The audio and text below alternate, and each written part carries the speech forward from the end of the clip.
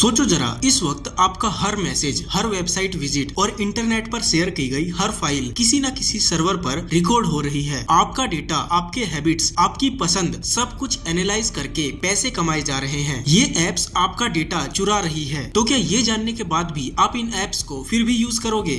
आपको करना ही पड़ेगा, क्योंकि आपके पास कोई दूसरा ऑप्शन नहीं है। अब मुझे ये बताओ, क्या आपने कभी ये नहीं सोचा कि व्हाट्सएप फ्री कैसे है, जीमेल फ्री कैसे है, यूट्यूब पर इतने सारे वीडियोस देखने के बावजूद भी आपसे कोई पैसे क्यों नहीं लेता? आखिर ये कंपनीज कमाती कैसे है? सोचा तो होगा ही।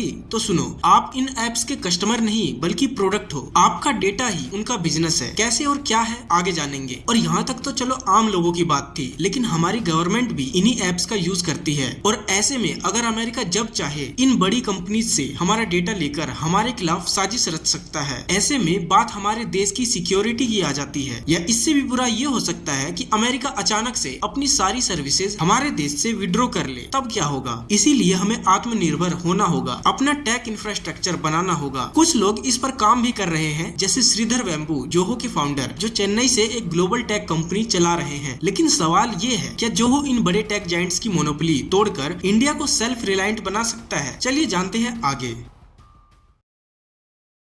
अच्छा, एक सवाल पूछता हूँ आपसे, आपको क्या लगता है आपके बारे में गूगल या दूसरी बड़ी कंपनीज के पास कितनी जानकारी होगी? चलो आप दिमाग मत लगाओ, मैं ही आपको बता देता हूँ। एक बार क्या हुआ, फ्रांस की एक पत्रकार ने जब टिंडर से अपना डेटा मांगा तो उसने जो देखा वो उसे देखकर घबरा गई। टिंडर ने उसके बारे में लगभग 800 पेजेस का डेटा कलेक्ट कर लिया था, जिसमें उसके बारे में सब कुछ लिखा था कि वो कौन कौन से वेबसाइट विजिट करती थी, किस ऐप को कितनी देर तक इस्तेमाल करती थी और वो कहाँ कहाँ जाती थी, उसे क्या पसंद है और क्या नहीं। टिंडर को सब मालूम था। मतलब जितना वो खुद के बारे में नहीं जानती थी, उससे कई ज्यादा टिंडर उसके बारे में जानता था। अब सोचो, अगर सिर्फ एक डेटिंग ऐप आपके बारे में इतना कुछ जानता है, तो गूगल, मेटा और अमेज़न जैसे दिग्गजों के पास आपका कितना इन्फॉर्मेशन होगा। इन बड़ी टेक कंपनीज के लिए आपका डेटा सोने से भी ज्यादा कीमती है, क्योंकि इसी डेटा के सहारे वो अपना एड बिजनेस चलाते हैं। 2023 में गूगल ने $265 बिलियन कमाए सिर्फ एड दिखाकर। उसी साल मेटा ने $132 बिलियन कमाए, और ये सब हुआ आपके डेटा की बदौलत। इनका बिजनेस मॉडल बड़ा सिंपल है। अगर आप किसी प्रोडक्ट को यूज करने के लिए पैसे नहीं दे रहे हो, तो आप खुद एक प्रोडक्ट हो। 2024 की फेडरल ट्रेड कमीशन की एक इन्वेस्टिगेशन में ये साबित हुआ कि ये कंपनीज आपके बारे में इतना डेटा कलेक्ट करती है कि आपको खुद नहीं पता होगा कि आपके बारे में कितना कुछ रिकॉर्ड हो चुका है। इंडिया में लगभग 856 मिलियन एक्टिव इंटरनेट यूजर्स है, जो दुनिया का दूसरा सबसे बड़ा इंटरनेट यूजर बेस है। और यही वजह है कि इन कंपनीज की नजर हम पर टिकी है, क्योंकि यहाँ सबसे ज्यादा डेटा और सबसे ज्यादा मुनाफा मिल सकता है। लेकिन असली समस्या ये है कि हमारे पास ना तो कोई अपनी बड़ी टेक कंपनी है, और ना ही गवर्नमेंट ने अभी तक कोई स्ट्रिक्ट डेटा प्रोटेक्शन रूल बनाया है। यानी हम पूरी तरह अमेरिकन कंपनीज पर डिपेंडेंट है, और यही डिपेंडेंसी उनका सबसे बड़ा फायदा है। हम खुद को डिजिटल इंडिया कहते तो हैं, लेकिन आज भी 95% वेब ब्राउजर, जिनको हमारी गवर्नमेंट भी यूज करती है, अमेरिकन सॉफ्टवेयर पर चलते हैं, जैसे गूगल क्रोम। एक्सपर्ट्स इसे डिजिटल कोलोनाइजेशन कहते हैं। आज भी हमारे बिजनेसेस और गवर्नमेंट ऑपरेशंस माइक्रोसॉफ्ट के ऑपरेटिंग सिस्टम, अमेज़न की AWS सर्वर और एज़्योर होस्टिंग पर डिपेंडेंट है, और इन्हें रिप्लेस करना इतना आसान भी नहीं है। 2024 में GTRI global trade research initiative ने वार्न किया था कि अगर हमने ये डिपेंडेंसी नहीं तोड़ी, तो एक दिन ये इकोनॉमिक और नेशनल सिक्योरिटी क्राइसिस बन सकती है। क्योंकि अगर जियोपॉलिटिकल टेंशन बढ़ा और अमेरिका ने अपनी सारी सर्विसेज इंडिया से विड्रॉ कर ली, तो पूरा डिजिटल इंफ्रास्ट्रक्चर ठप पड़ जाएगा। और ये मैं नहीं कह रहा हूँ, बल्कि सरकार की अपनी डिजिटल स्वराज मिशन इनिशिएटिव का कहना है। तो अब तक हमने ये समझ लिया कि ये कंपनी हमारे डेटा को बेचकर पैसे कमाती हैं, लेकिन सवाल ये है, क्या हमारे पास कोई दूसरा रास्ता नहीं है? क्या ऐसा कोई तरीका नहीं है जिससे हम इन कंपनीज के डेटा कलेक्शन का शिकार ना बने? गुड न्यूज ये है कि हाँ, हमारे पास दूसरा ऑप्शन है। कुछ लोग हैं जो इन प्रॉब्लम्स का सोल्यूशन बनाने में लगे हैं, और यहीं से शुरू होती है अगली कहानी, एक भारतीय कंपनी की जो सिलिकॉन वैली के दिग्गजों को चुनौती दे रहा है।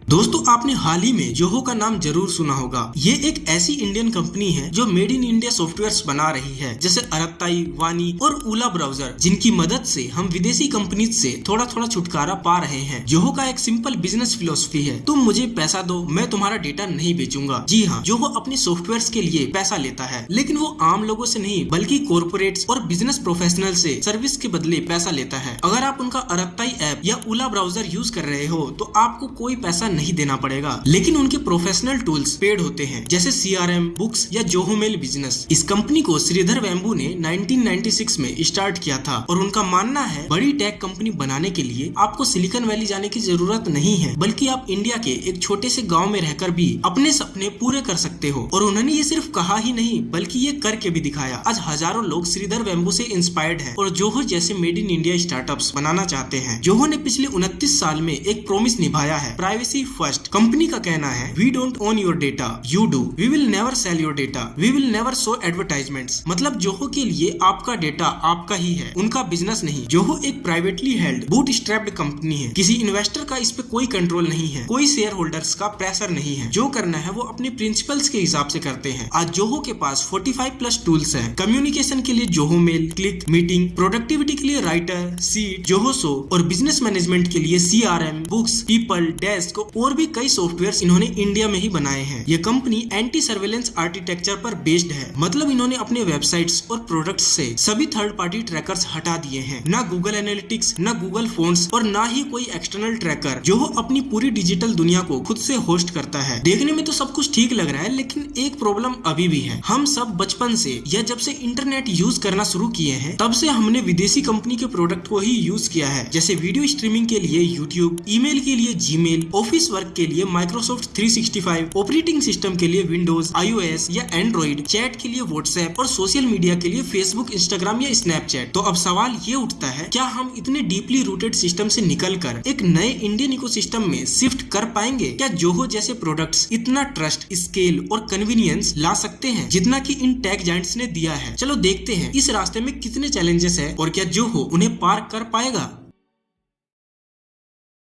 दोस्तों मैंने खुद ओला ब्राउजर, वानी सॉफ्टवेयर, अरताई मैसेंजर और जोहो मेल का यूज करके देखा है और यकीन मानो ये एप्स काफी अच्छे हैं। इंटरफेस काफी सिंपल और स्मूथ है। वानी सॉफ्टवेयर कुछ कैनवा जैसा है, अरताई व्हाट्सएप जैसा है और ओला ब्राउजर और जोहो मेल भी ओवरऑल स्टेबल और क्लीन एक्सपीरियंस देते हैं। मैंने पर्सनली इन्हें यूज किया है, लेकिन सबसे बड़ी प्रॉब्लम जोहो के सामने ये है कि इन विदेशी कंपनीज ने सालों तक वर्ल्ड क्लास सर्विस और हैवी मार्केटिंग के थ्रू अपना एक बड़ा नेटवर्क बना लिया है। चलो सबसे पहले एक बार इनके नेटवर्क पर नजर डालते हैं। 2025 के डेटा के हिसाब से इंडिया में क्रोम पर 800 मिलियन से भी ज्यादा एक्टिव यूजर्स हैं, व्हाट्सएप पर 853 मिलियन यूजर्स, यूट्यूब पर 491 मिलियन यूजर्स, इंस्टाग्राम पे 400 मिलियन, जीमेल पर 330 मिलियन और फेसबुक पर 384 मिलियन यूजर्स हैं। ये डेटा थोड़े से इनएक्यूरेट हो सकते हैं क्योंकि एग्जैक्ट नंबर पता लगा पाना थोड़ा मुश्किल था। इन नंबर्स को देखकर समझ आ जाता है कि ये कंपनीज कितना बड़ा इकोसिस्टम बना चुकी है। अब एग्जांपल लेते हैं अरताई मैसेंजर का। इसके प्ले स्टोर पर अभी तक 10 मिलियन प्लस डाउनलोड्स हैं, जबकि व्हाट्सएप के इंडिया में 500 से 800 मिलियन एक्टिव यूजर्स हैं। चलो मान लिया जाए कि आप डिसाइड करते हो कि अब से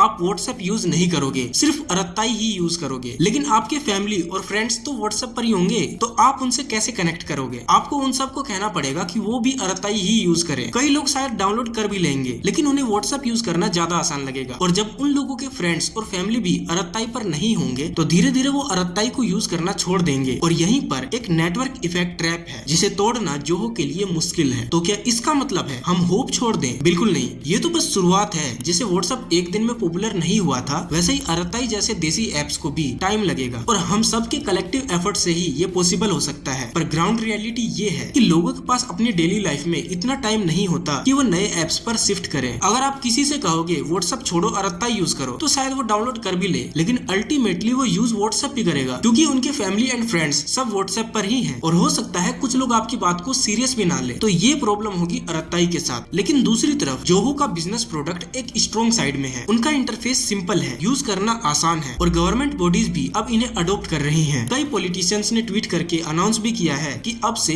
वो जोहो मेल और जोहो वर्क प्लेस का यूज करेंगे। स्लोली गवर्नमेंट ऑफिसेज भी जोहो के प्रोडक्ट्स पर शिफ्ट हो रहे हैं, जो एक पॉजिटिव साइन है। लेकिन एक और बड़ा चैलेंज है यूजर एक्सपीरियंस। एप्पल और गूगल के एप्स यूज करते करते लोगों के दिमाग में एक पॉलिश्ड डिजाइन और स्मूथ एक्सपीरियंस बन गया है, इसीलिए उनसे कंपटीशन करना बहुत मुश्किल है। जोहो के बिजनेस प्रोडक्ट्स एक्सपेक्टेशंस को एक्सीड कर रहे हैं, लेकिन दूसरी तरफ कंज्यूमर एप्स जैसे अरताई और ओला ब्राउजर अभी भी बहुत ज्यादा स्ट्रगल कर रहे हैं और वो ग्लोबल स्टैंडर्ड तक अभी तक नहीं पहुंच पाए हैं। रीजन सिंपल है, बिग टेक कंपनीज ने सालों तक R&D यानी कि रिसर्च एंड डेवलपमेंट में इन्वेस्ट किया है और उनके पास बिलियंस ऑफ डॉलर्स का बजट है। जैसे गूगल हर साल $40 बिलियन और मेटा $35 बिलियन R&D पर खर्च कर देता है। वहीं जोहो अभी कंज्यूमर प्रोडक्ट्स के R&D में कंपैरेटिवली कम इन्वेस्ट करता है। FY23 में जोहो का रेवेन्यू 8,703 करोड़ था, जो काफी बड़ा नंबर है, लेकिन अभी जोहो को अपनी रिसर्च एंड डेवलपमेंट पर और ज्यादा खर्च करने की जरूरत है। यूजर एक्सपीरियंस एक्सपेक्टेशंस भी एक बैरियर है, क्योंकि यूजर्स सबकॉन्शियसली जोहो एप्स का कंपैरिजन एप्पल और गूगल के पॉलिश्ड यूएक्स से करते हैं। फंक्शनैलिटी स्ट्रॉन्ग होने के बावजूद परसेप्शन में ये ऐप थोड़े पीछे रह जाते हैं और अभी तो कुछ मिसिंग गैप्स भी हैं। जैसे अरत्ताई में अभी भी टेक्स्ट मैसेजेस पर एंड टू एंड इंक्रिप्शन नहीं है, जबकि व्हाट्सएप ये सिक्योरिटी सभी प्रकार के मैसेजेस और वीडियो ऑडियो कॉल्स पर भी दे रहा है। लेकिन जोहो ने अभी सिर्फ वीडियो और ऑडियो कॉल्स में ही इंक्रिप्शन प्रोवाइड किया है। ओला ब्राउजर को लेकर भी कुछ कंप्लेंट्स आई हैं कि वो अभी तक क्रोम के लेवल का एक्सपीरियंस नहीं दे पा रहे हैं और एक्सटेंशंस लिमिटेड है, जबकि क्रोम के पास एक मैसिव एक्सटेंशन मार्केट प्लेस है। दूसरा है ट्रस्ट एंड अवेयरनेस। जोहो ने भले ही $1 बिलियन का रेवेन्यू क्रॉस कर लिया हो, लेकिन इंडियन मार्केट में अभी भी बहुत कम लोगों को जोहो के बारे में पता है और लोगों के बीच ट्रस्ट बिल्ड करने में जोहो को अभी काफी टाइम लगेगा। सबसे बड़ा चैलेंज ये है कि जोहो एक इंडियन कंपनी है और हमारे देश में अभी भी कई लोगों के दिमाग में ये परसेप्शन है कि इंडियन प्रोडक्ट्स ग्लोबल प्रोडक्ट्स जितने अच्छे नहीं होते। ये माइंडसेट, जिसे हम कॉलोनियल माइंडसेट भी कहते हैं, आज भी बहुत हद तक हमारी डिसीजन मेकिंग को अफेक्ट करता है। कई लोग बस इसीलिए जोहो के एप्स को ट्राई नहीं करेंगे क्योंकि ये कंपनी इंडियन है, जबकि वो खुद कभी इन एप्स को एक बार टेस्ट करके भी नहीं देखेंगे। 2023 में गूगल की पेरेंट कंपनी अल्फाबेट ने सिर्फ सेल्स और मार्केटिंग पर $26.6 बिलियन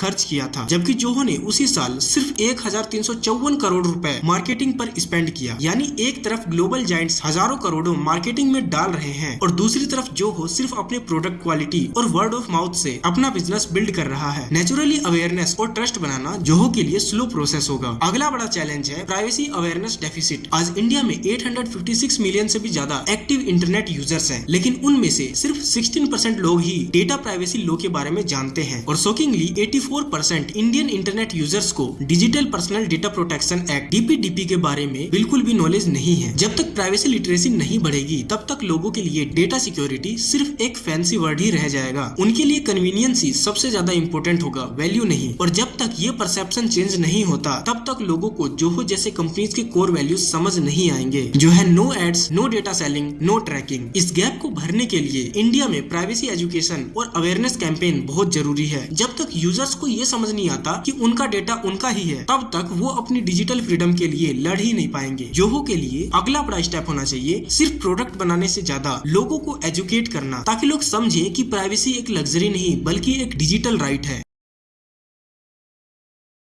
आज के टाइम में डिजिटल सॉवरेंटी सिर्फ पॉलिसी का टॉपिक नहीं है, बल्कि नेशनल सिक्योरिटी का कोर इशू बन गया है। मतलब अपनी डेटा इंफ्रास्ट्रक्चर और नेटवर्क्स पर अपना कंट्रोल रखना, ताकि हम किसी भी ग्लोबल पावर के प्रेशर में ना आए। चाइना ने इस बात को बहुत पहले ही समझ लिया था और अपनी $2 ट्रिलियन की डिजिटल इकोनॉमी खड़ी कर ली। हम लोगों को भी उनसे इंस्पिरेशन लेना चाहिए।